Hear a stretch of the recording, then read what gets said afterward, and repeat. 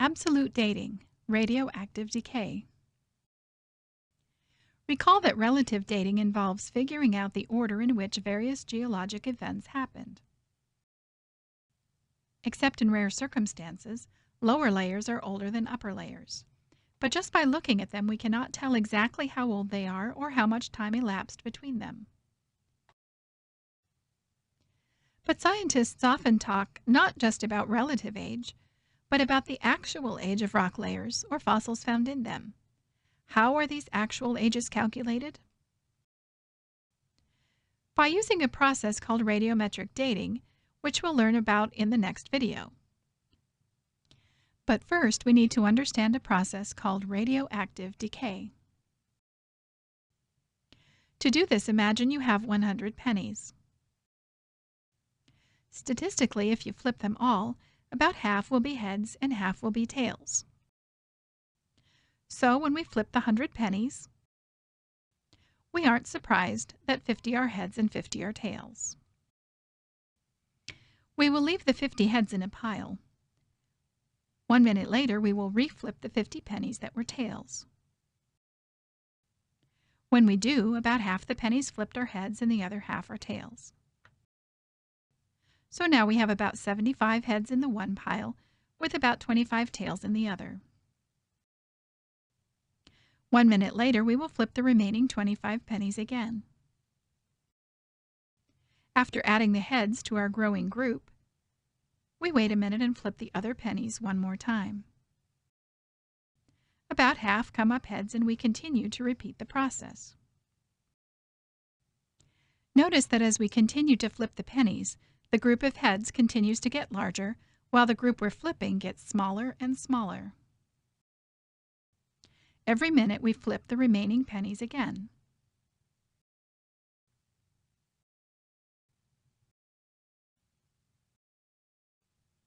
Until all our pennies are in the heads group. One group increased steadily while the other group decreased steadily. Both groups changed steadily as we flipped the pennies every minute. We could not know for sure whether any individual penny would be heads or tails, but we knew that about half the group would be heads and half tails. Keep these three things in mind as we learn about radioactive decay. An element is the simplest substance possible. It cannot be separated into simpler substances. Think about water, H2O. Because water is made up of both hydrogen and oxygen, it is not an element, but the individual hydrogen and oxygen atoms that make up water are elements, because neither of them can be separated into simpler substances. This is called the periodic table of the elements.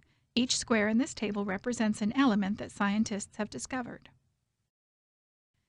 Some of these elements are things you're familiar with, like nitrogen, carbon, and hydrogen. Other things may be less familiar, like rubidium or strontium. Each element is made up of protons and neutrons.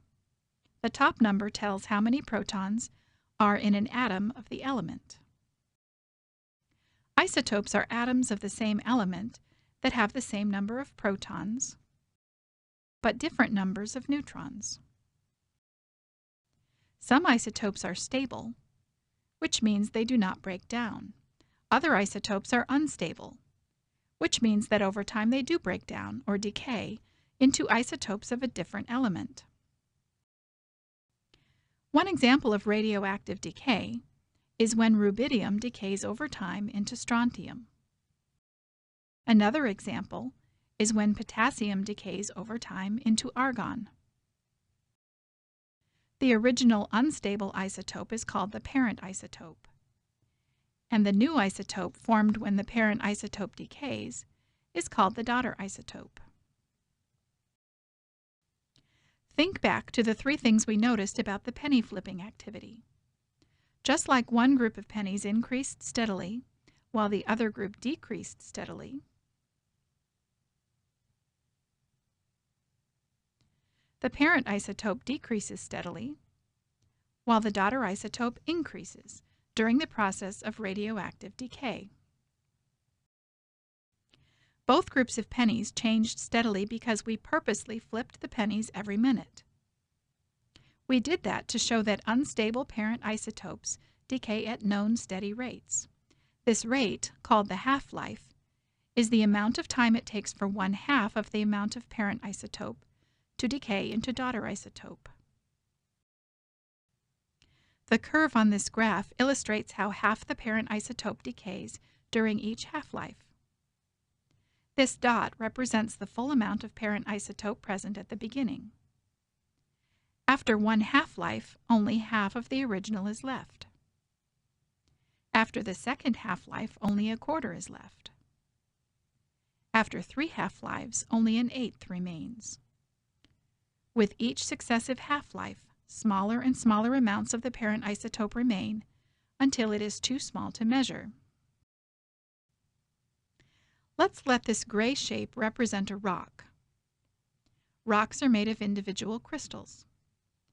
They come in many different shapes, but we will represent them with these green boxes. Each crystal is usually made up of several different individual elements, like silicon, oxygen, and iron. When the crystal includes any unstable elements represented by these peach-colored shapes, they will eventually decay into different isotopes. This radioactive decay is a random process.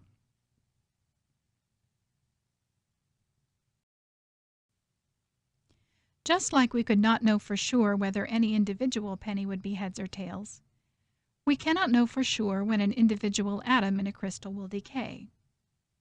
But just like we know that about half the group would be heads and half tails, we know how long it takes for half the radioactive atoms in the rock to decay. To learn how this process helps scientists estimate the age of rock layers, watch our next video.